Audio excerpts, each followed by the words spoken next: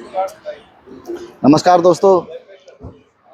दिल्ली का महापर्व जिसे कहते हैं दिल्ली विधानसभा चुनाव, वो अब हो चुका है और जनता ने अपना निर्णय भी सुना दिया है और जनता ने अपनी सरकार बनाने के लिए पार्टी भी चुन ली है। अब बात करते हैं कि कैसे जीत पाई भारतीय जनता पार्टी और कहाँ कमी रही आम आदमी पार्टी से।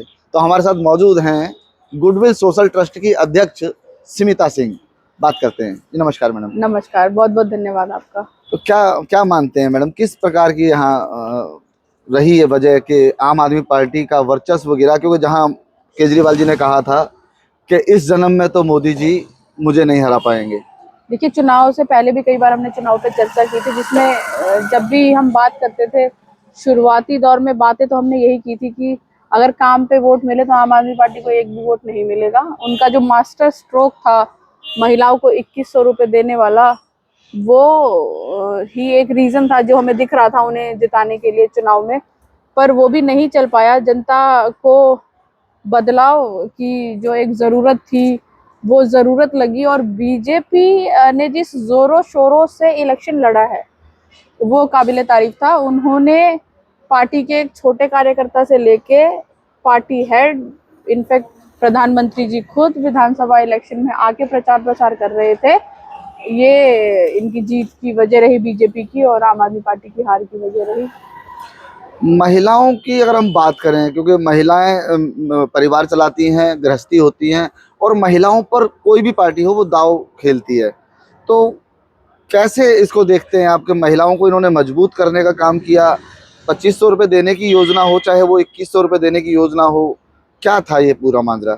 देखिए, महिला वोटर जो हैं, जो मासूम महिला वोटर है, जिनकी अक्सर बात होती है, चर्चा चलती है, जिन्हें लुभाने की कोशिश की जाती है, वो बहुत भोली महिलाएं हैं हिंदुस्तान में, जो पढ़ी लिखी नहीं है, जो अपना अच्छा बुरा खुद नहीं समझ सकती, जो डोमेस्टिक वायलेंस जैसी चीज़ों की शिकार होती हैं, जिन्हें अपने हक का नहीं पता, जिनकी हक की लड़ाई, ये जो पूरी वुमेन एम्पावरमेंट वाली बातें हैं जो की जाती हैं, उन्हीं कुछ महिलाओं के लिए की जाती है। कुछ नहीं, एक्चुअली उनकी संख्या बहुत ज़्यादा है, क्योंकि उस हिसाब से महिलाओं को हिंदुस्तान की तैयार नहीं किया गया है। एम्पावरमेंट की बातें तो होती हैं, पर एम्पावर किया कभी उन्हें नहीं गया। अब ये 2100 रुपये 2500 रुपये देने के लुभावने वादे जो थे, इस इलेक्शन में एक और चीज़ जो सरेआम की गई, शर्मिंदा करने वाली है। मैं क्या कहूँ कि लोग साड़ियाँ बांट रहे थे, सूट बांट रहे थे। परवेश वर्मा जी ने तो कैश तक बांट दिया, ये कह के कि मेरी तो एनजीओ है, मैं तो हमेशा से चीज़ें करता हूँ। हम जानना चाहते हैं मुंडका के लोगों से, अगर उन्होंने कभी ऐसा किया हो, उन लोगों को चीज़ें दी हो।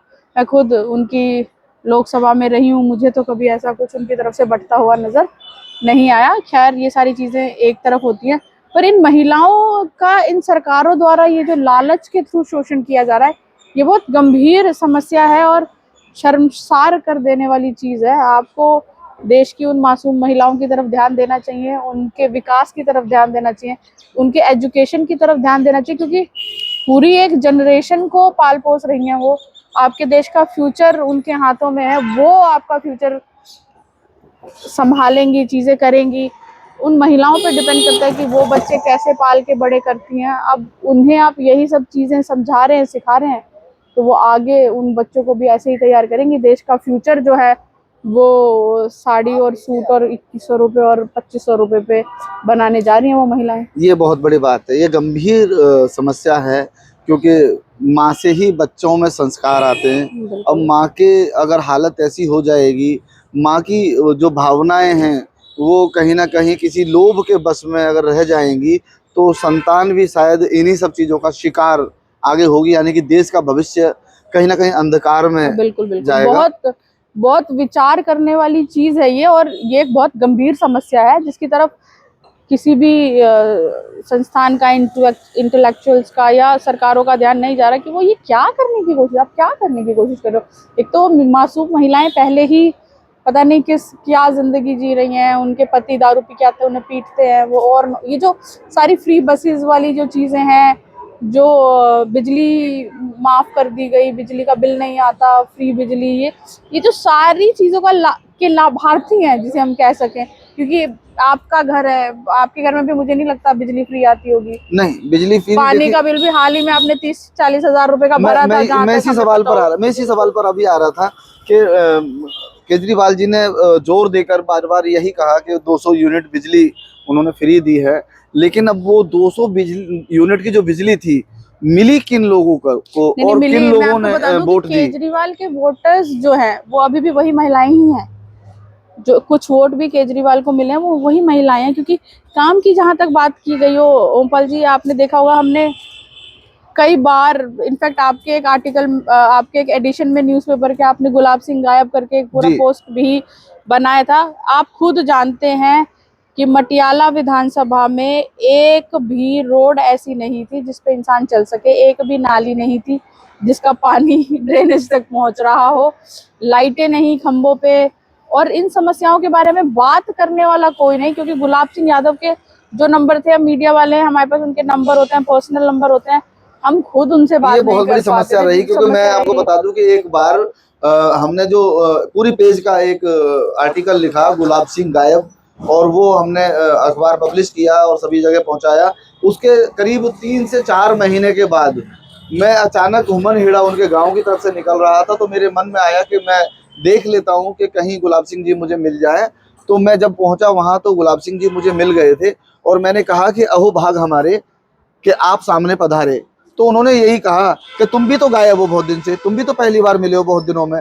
तो मैंने उनसे कहा कि देखिए विधायक जी, मैं पत्रकार हूँ, समाज का आईना बनने की कोशिश करता हूँ, मेरे गायब होने से समाज को कोई फर्क नहीं पड़ता, लेकिन जब आप गायब हो जाते हो तो कहीं ना कहीं जनता विचलित हो जाती है। तो ये समस्या देखो मटियाला में बहुत बड़ी समस्या थी, लेकिन यहाँ पर जो शब्द आ जाता है, क्योंकि लेकिन का शब्द ये है कि वो जो स्लम एरिया से जो आते हैं लोग, जिन लोगों के यहाँ छोटे मकान हैं, जे कॉलोनी या बस्तियों में जो लोग रहते हैं, उन्होंने कहीं ना कहीं वोट फिर भी दिया है। क्योंकि मैंने देखा मटियाला विधानसभा से जो प्रत्याशी थे आपके सुमेश शौकीन, उनको करीब करीब 1,21,000 वोट मिला है। इनफैक्ट मैं तो बता दूं कि मेरे तो जहन में एक बार भी ये बात नहीं आई, जबकि बीजेपी बहुत कड़े होके प्रचार में लगी हुई थी कि बीजेपी जीत भी सकती है दिल्ली से, क्योंकि मुझे लग रहा था कि उन महिलाओं की संख्या इतनी ज्यादा है और उन्हें मैनिपुलेट करना केजरीवाल ने इतनी अच्छी तरह सीख लिया है कि मुझे किसी भी हालत में नहीं लग रहा था कि बीजेपी दोबारा सरकार में वापस आएगी। हालांकि हमें ये अंदेशा था कि 20-25 सीटें पे बीजेपी की जीत हो जाएगी, पर इतनी बड़ी बढ़त, बहुत बहुत मुबारक हो बीजेपी के सभी उन उम्मीदवारों को जो जीत के आए हैं। और मटियाला से संदीप शेरावत जी, मुझे जी बिल्कुल अंदाजा नहीं था, मैं आपको बता दूं।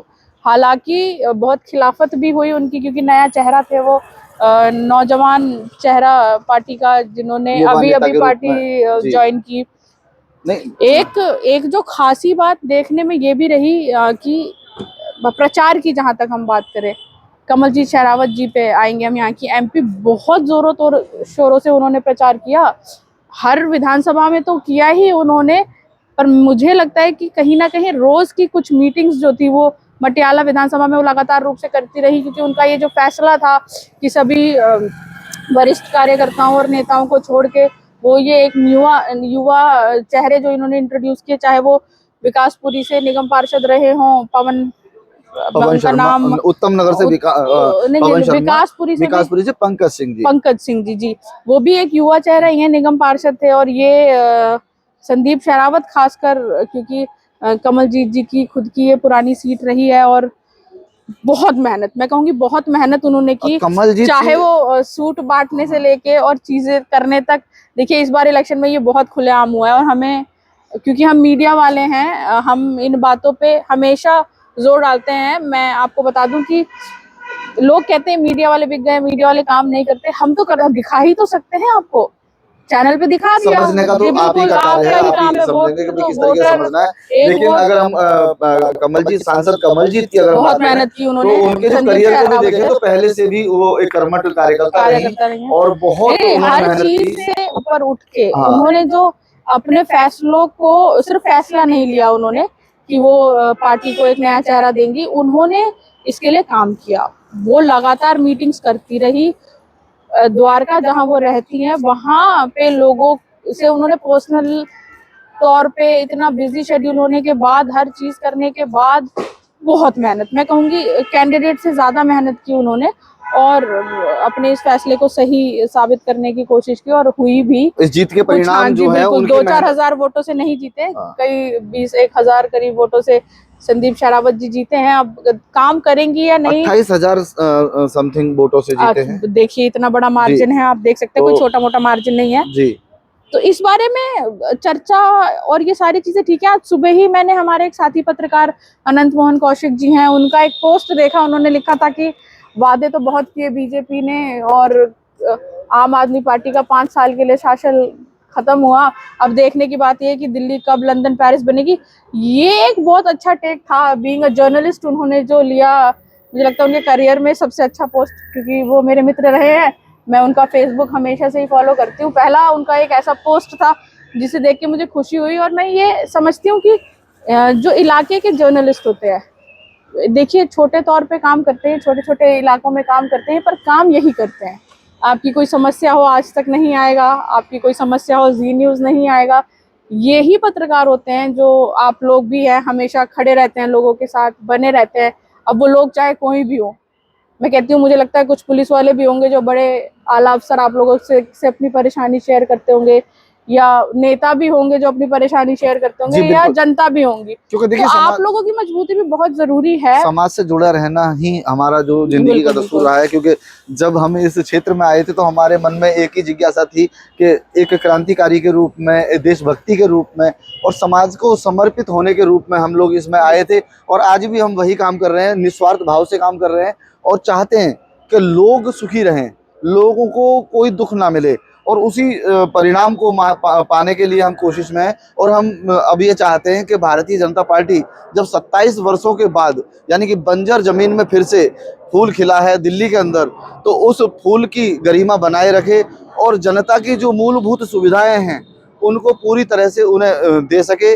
खासकर शिक्षा और स्वास्थ्य की हम बात करें तो इन पर खासा गौर फरमाए। तो समझो कि शिक्षा और स्वास्थ्य के साथ साथ ओमपाल जी, जो गंभीर समस्या, आप देखिए एक बहुत मेन मार्केट में खड़े हैं हम जी, करीब 20 मिनट हमें ये शूट करते हुए भी हो गए, कस्टमर नाम की चीज नहीं है जी। आप ये मार्केट देख लीजिए, कई फार्मेसीज हैं, रियल एस्टेट के हैं, मोबाइल की दुकानें हैं, रेस्टोरेंट्स हैं, बैंक्स हैं, पूरे इस खाली पड़ा है मार्केट, एक भी ग्राहक नहीं है। उसके बावजूद भी यहाँ बिजनेस पार्किंग का चार्ज है। पार्किंग, चलिए वो तो एक अलग समस्या, रेवेन्यू जनरेट करने की बात है, उस पर कभी और बात करेंगे हम, पर कस्टमर नहीं है जी। देश में। हर चीज की व्यवस्था को सुचारू रूप से जी चलाना ये सरकार की जिम्मेदारी होती है। अब देखिए यहाँ पर तो मैं समझता हूँ कि डबल इंजन की सरकार जिसका सपना था, जिसकी बात करते थे उत्तर प्रदेश के लिए, अब दिल्ली में भी डबल इंजन की सरकार होगी। अब देखना ये होगा कि इंजन आगे वाला दम लगाता है या पीछे से पुश करता है। फिलहाल आज के इस पूरे सेगमेंट का जो हमारा मकसद रहेगा, मैं चाहूंगी जनता से अपील करना कि आपके जो इलाके के जर्नलिस्ट हैं और आपके जो इलाके के चैनल हैं, आप उन पे भरोसा जताएं, उनका साथ दें, उन्हें सपोर्ट करें, उन्हें मजबूत करें, और वो ही हैं जो आपकी समस्याओं को दिखाते हैं, सुचारू रूप से करते हैं, और किसी और को फर्क नहीं पड़ता। वो बहुत क्रांतिकारी भावना लेके